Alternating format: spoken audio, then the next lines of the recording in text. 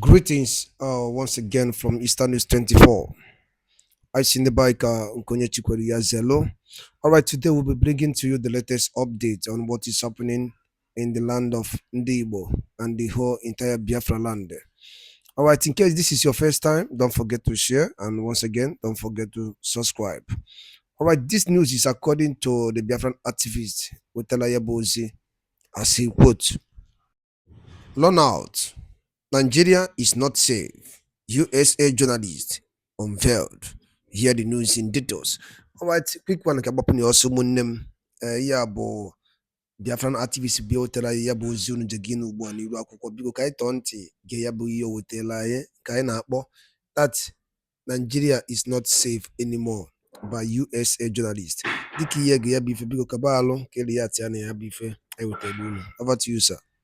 Brian, you traveled to northern Nigeria to investigate the persecution taking place against Christians there. Tell us what you found.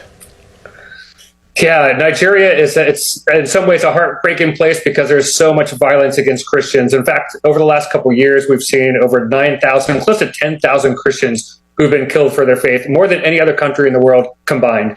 And it's happening in the north with Islamic extremists like Boko Haram or the Islamic State of West Africa province, who are pushing down from the north to the south and raiding Christian communities, abducting women, forcing them into marriages with militants, and killing fathers, killing husbands, and also recruiting young men to be in their Islamic extremist regimes. And it's, again, heartbreaking, but we still see God working. In northern Nigeria, Christians have been displaced by jihadist violence. This is the front line of faith under attack, but you can help them rise again. I'm Brian with Global Christian Relief, and I'm here in Nigeria because something amazing is happening. These believers have lost everything, but they haven't lost their faith. We're seeing lives transformed through women's empowerment projects, clean water initiatives, and mobile medical clinics. But we can only continue this work with your help. Of a truth, both Christians and Muslims are being unalived in cold blood in Nigeria. Oh yes, but particularly Christians, oh yes, you had me right, particularly Christians are their target. That is why you see them committing the atrocities they are committing in the Middle Belt. Oh yes, and in case you don't know, Middle Belt is mostly Christians. Yes, they are mostly Christians. You can also think about the North. Go and check. I can tell you with facts that the areas they attack most in the North are Christian areas. Go and check. Oh yes, but you know, at the cost of their attack in the Christian areas, they can, or it might affect the other religions within. But I tell you that their major targets are Christians in Nigeria. Again, what beats my mind the most, or what makes me fear the most in this insecurity we are having in Nigeria, is the security agencies. Oh yes, the security agencies we have in Nigeria. Holy Jesus. It is said that when there is an attack or when there is danger, that once you run to the army barracks, that it is a place for safety. Yes, even in the war zone, if you're able to find your way to the army barracks, yes, it is a safe place for civilians. But today, what we are seeing in Nigeria, the army barracks has also become a terror barracks. I mean no insult to the Nigerian army, but I'm telling you, if you're in Nigeria, you know what I'm talking about. People that are meant to be protecting us are now people joining hands to commit, you know, atrocities in the land. So unfortunate. That is why a couple of days ago, we saw it. The US official told their citizens in Nigeria to avoid army barracks and government offices in Nigeria. We saw it. US official told their citizens to avoid the military base and government offices in Nigeria. So now tell me, if you avoid a military base, or if civilians are to avoid military base and government offices in Nigeria, where will the citizens run to? Where will they run to? In this attack that happened in Benue State, it was said that these people, you know, spent hours, you know, in that attack. But even upon spending that hours, no security personnel was found or encountered them or challenged them. Even the one that happened in Ebonyi State a couple of months ago, the reporter said that the Fulani herdsmen or the people that attacked them spent like 3 hours.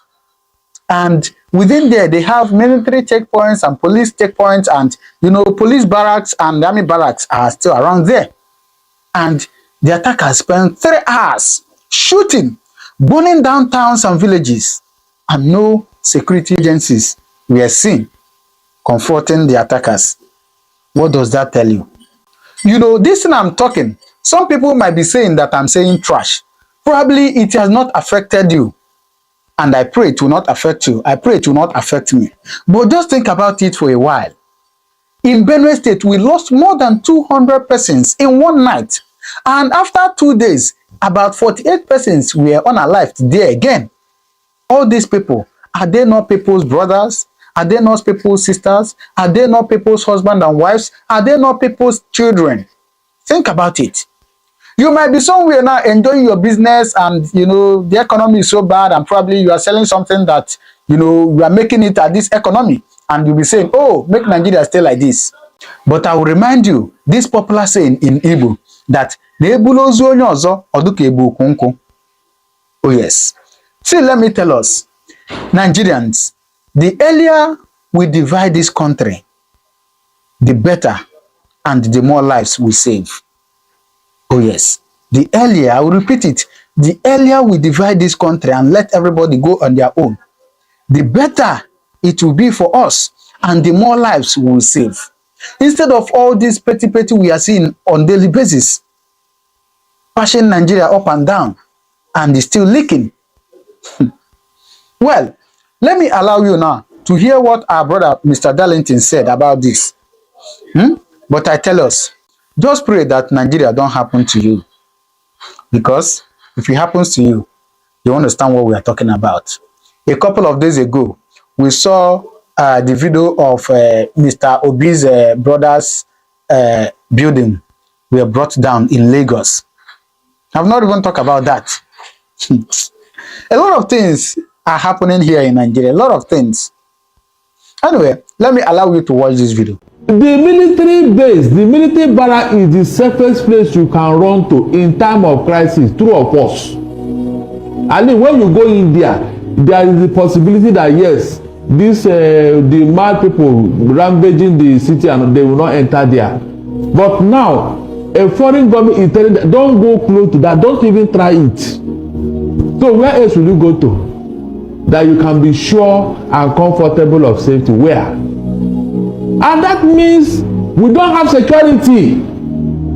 That's what the American government is telling Nigerian government. Is that not true? If they can ransack your military bag in such a manner, that is why I keep telling the government, stop exposing yourself, stop demarcating this country. When those things happen, you mean nobody took notice outside Nigeria? Can you cover it? Can you cover such a thing? I mean, a whole military barracks, everything carted away. So is that where you want the civilian to run to? That is the meaning. So when they are saying don't demarcate Nigeria, what are we saying that is not there in the public domain? What are we saying? It is left for the government to do the needful. For these people to have the audacity to enter into a military barracks and do that kind of damage.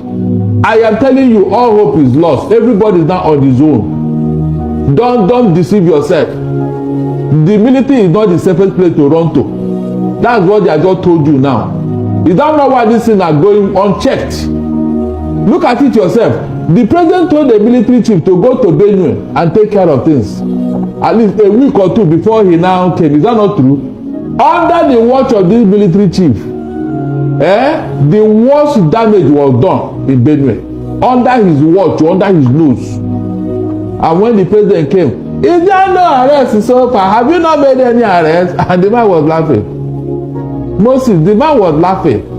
Go and try it with Donald Trump and see whether he will not sack you on the spot. By the way, 22 people have been arrested in Jos for the murder of those people that were traveling to Zaria from Zaria to Jos for a wedding. 22 people have been arrested. Did you see them? Did you see them? But the question is, yes, I know. Did you see them? No, the question is, how come those that attacked Benue have not been arrested? Both the one that attacked Benue and the one that did all this thing now, that Tinubu equally came to apologize. Did you see any of them? We are even afraid. So you don't believe that people have been arrested? My brother, from where I stand now, I cannot believe any other thing from these people. I'm not joking. I cannot believe any other thing, because all the things they told us, none of them can be verified. Were you not here when they told us that they have killed a Shekau 5 times? 5. They even brought his Bible to Buhari. 2 of us, until his fellow travelers eliminated him. That was when we now knew that. So this man has been alive. Please, we're going to talk another thing. Something is going on. I pray that one day somebody's heart will touch him so much that he will come and reveal what is going on. Because this one is beyond joke. All right, you have something to contribute? Well, for me, the government has said 22 people have been arrested. I think what we should be bothered about is, who are these 22 people? Have we profiled them? Have they come up to, perhaps they will tell you that they are still investigating and they don't want to compromise investigation. That's why they are not telling us their names and their identity. But it's important for us in the days ahead to know exactly who these people are, and then the level of their complicity in that crime, for us to be able to situate it properly. For me, it is a bad signpost that people get away with murder easily these days in this country. And I will be shocked if in the next few days that particular young boy that was threatening and saying that whatever they did in Benue is child's play, that they are still coming back, is not arrested in the next few days, and let the whole world know who is financial, because that guy cannot act alone. He cannot. He must have probably been. But let's go back in time, not too far back though. In those states where people were killed, recall that incident, and government officials did not really do anything. Instead, we saw the vigilante members, those that were alleged to have done the crime, arrested and taken to Abuja. And then on social media, a lot of people came out, a lot of people from northern extraction issued threats that they will retaliate. I don't recall anyone being arrested. No one was arrested after that statement. And they retaliated though. They did. Well, I'm not. Yeah, they did. They killed people immediately after that incident. They did. They covered it up. They did. Yes, in Europe, yes. Yeah, they did. They did. And nobody was arrested. So that's the Nigeria we are. Now it begins to, it throws up the question. These our governors, are they lackeys of the North? Look at Muftuam has already embarked on a peace mission to Kaduna State. Just like Ogbebulu. Is it out of fear, or is it that they have something on the governors? I am telling you. Before you become a governor, you must give this, and if you don't give this in return, we'll take this from you. I think it's out of fear. Fear of what? Fear of maybe not going back to office and all of that. Or reprisal attacks on your people. Okay. That's my thought. I think it's out of fear of reprisal attacks. Because certain people are seen as not afraid of death, so they can attack you. So you don't want them to carry out such attacks. So you try to seek peace. But we know that.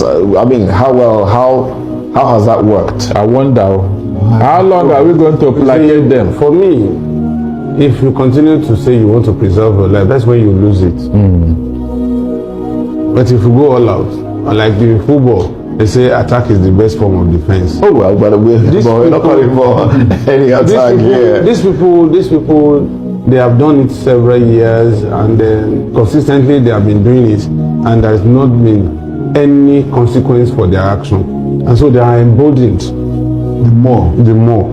I think the call is for state actors to arrest those that perpetrate such crime, regardless of where they are from. The value placed on life by each culture determines how, the worst battle you can do is to engage somebody who is not ready to return home, who wants to die in the battlefield. It's doubly difficult to fight such battles. Okay, all right. Moses, I think from the angle that you are looking at it, that we must be able to arrest these people and prosecute them. Let me tell you one thing. While the South, while others were sleeping, these particular people that we are talking about, the Fulanis, started work early enough. How did they start the work? Now, by getting their people into strategic places, in the defense, in the military, in the police, in immigration, in customs, in all the top security agencies. To the point that if you arrest a Fulani man, take him to any police station, the chances are that if the DPO is a northerner, he might be Fulani. If he's not Fulani, the area commander is most likely to be Fulani. So a call comes in and the person is released. Yes. You go to the defense, the same thing. You go to the military, the same thing. You go to the top of the judiciary, the same thing. So while the South, what I call we are more like paying the supreme price of silence. The South was silent for a very long time, and it will take a very long time to change or to recalibrate all that they have put in place. That structure, it will take a lot to dismantle it. And look at when Tinubu tried to dismantle it, there was a pushback. So that is what we see. And that is why whenever they are out of governance or government, they start fretting. In fact, it looks like the world is coming to an end. Okay. You see? All right. It just occurred to me now that the North should not be profiled just like a blanket. No, I said Fulani. I didn't say That's what I'm saying. Okay. Because these people, they are even subjugating the Hausas, the Kanuris, the Chambers, the thieves,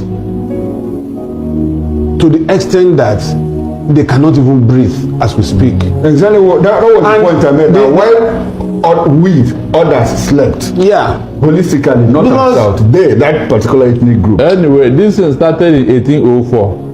When the real Hausas accepted them and brought him as their brother because they speak the same, is it not language or religion? Immediately they entered. What happened? They eliminated all the Hausa princes and they established the Emirate Council. Does it not bother you that anywhere they conquer, the first thing they do, they establish Emirate Council there and put an emir there? They did it in Kwara.